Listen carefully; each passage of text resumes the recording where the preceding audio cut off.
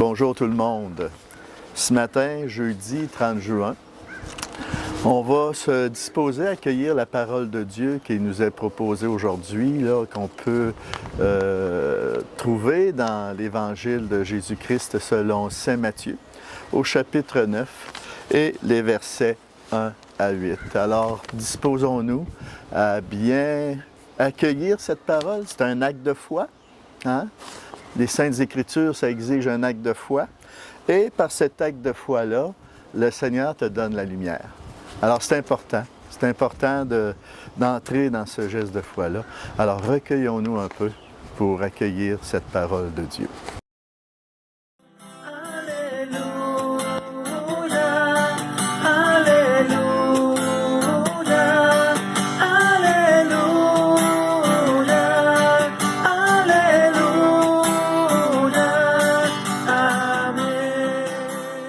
Le Seigneur soit avec vous.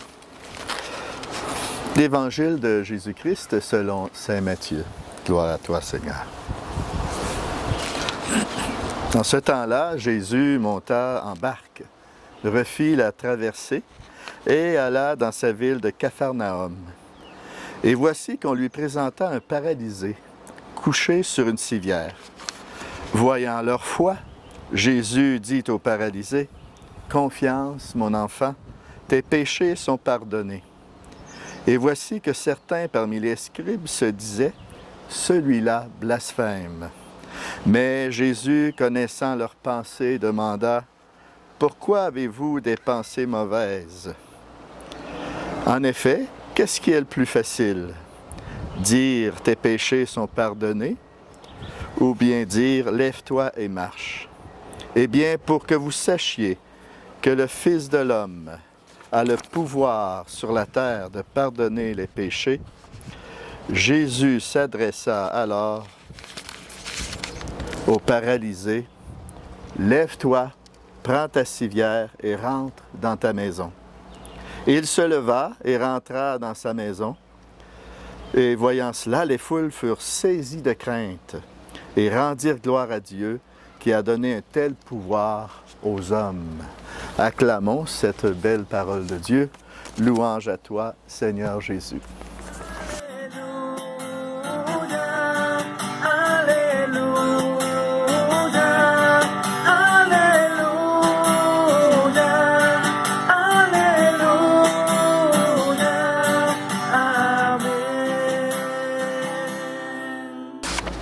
Très beau texte, un texte très connu d'ailleurs, on peut en faire l'éloge à notre propre façon d'en faire. Mais à chaque fois que je médite ce texte, que je me retrouve avec ce beau texte sous les yeux, je peux pas m'empêcher de penser à ce grand privilège qu'on a aujourd'hui comme baptisé, d'avoir recours au sacrement du pardon. Ce sacrement qui est mal compris, je crois. Ce sacrement, de toute façon, on le voit, il est de moins en moins fréquenté. Alors, c'est comme si le sacrement du pardon, le sacrement de réconciliation serait en pénitence. C'est quand même triste, parce que c'est un sacrement qui apporte une guérison intérieure. Alors, c'est ce qu'on voit à l'intérieur de ce texte. La guérison du paralytique montre le pouvoir qu'a Jésus de pardonner les péchés. Mais à travers cette démarche de foi-là, Jésus veut t'amener plus loin. Il ne veut pas juste pardonner tes péchés, il veut te restaurer à travers ce sacrement-là. Jésus veut renouveler toute ta personne par le don de sa grâce qui guérit. Et le don de sa grâce, c'est son agir, c'est son secours qu'il veut t'apporter. Alors c'est pour ça que ça exige de ma part une participation active. De ne pas juste me brancher sur lui puis dire « Ben Seigneur, pardonne-moi », puis c'est un acte de foi ça aussi, mais je veux dire, le Seigneur veut t'apporter plus que ça. Il veut te restaurer. Alors c'est pour ça que, comme il le fait avec le paralytique d'ailleurs, hein, et il ne lui a pas juste pardonné ses péchés, il l'a guéri. Et c'est ce qu'il veut faire avec chacune d'entre nous à travers ce sacrement-là. Alors, C'est pour ça que le sacrement, dans cette démarche individuelle que je dois faire avec le prêtre, est très important. Avec un aveu individuel pour recevoir cette absolution individuelle. On va regarder ça ensemble un peu. Alors, il faut que je fasse confiance dans ça. C'est un acte de confiance aussi. Que je peux dévoiler au Christ verbalement tous les aspects de ma vie qui ont besoin de guérison. Les aspects de ma vie qui ont besoin d'être restaurés. De toute façon, c'est sûr, le Seigneur connaît tes combats. Même quand c'est pas facile dans ta vie, il le sait, ça. Il connaît même tes faux pas. Alors, le don de son pardon me libère d'un passé. Il me libère aussi de tout ce qui peut me paralyser dans ma vie.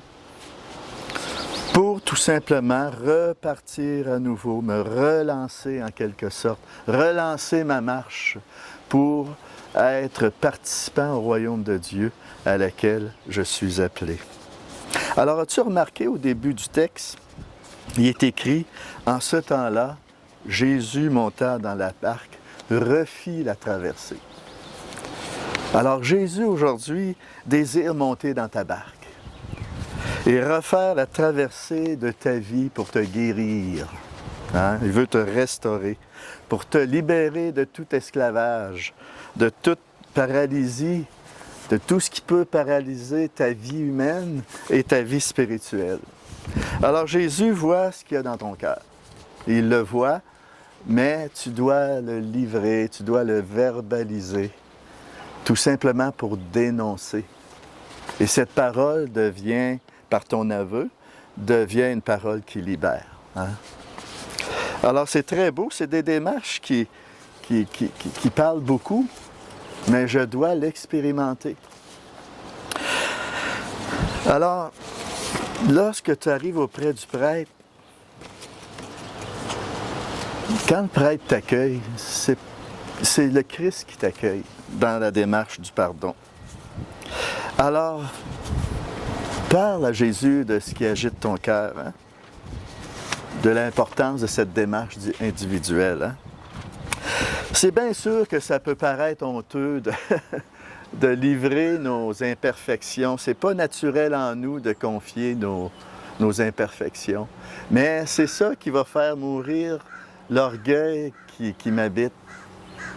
C'est l'orgueil qui empêche de croître d'une façon raisonnable dans notre vie spirituelle, dans notre relation à Dieu, dans notre relation avec les uns avec les autres. Alors, ça me permet d'accueillir l'humilité davantage dans ma vie. Puis, sachez que même les prêtres le vivent difficilement, eux autres aussi. C'est vrai que c'est pas facile, mais ils ont eux aussi à se confesser les uns les autres. Alors, c'est tout simplement une démarche, une dynamique qui fait que ça fait mourir tout orgueil davantage en toi, qui peut t'habiter. Alors, on voit que dans le texte aussi, c'est Jésus qui parle le premier. Jésus a des paroles d'encouragement. Il dit au paralytique, « Prends courage, tes péchés sont pardonnés. » Ainsi en est-il du prêtre qui t'accueille. Il y a des paroles d'encouragement pour toi. Alors, tu as tout à gagner dans cette démarche personnelle, dans le sacrement du pardon.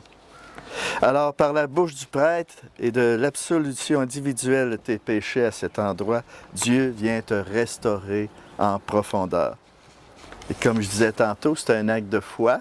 Et par cet acte de foi, le Seigneur va te donner la lumière que tu as besoin. Il va illuminer ton cœur pour accueillir cette guérison et prendre les moyens de surmonter et de combattre cet état de paralysie intérieure qui peut t'habiter ou cette dépendance que tu peux avoir en toi.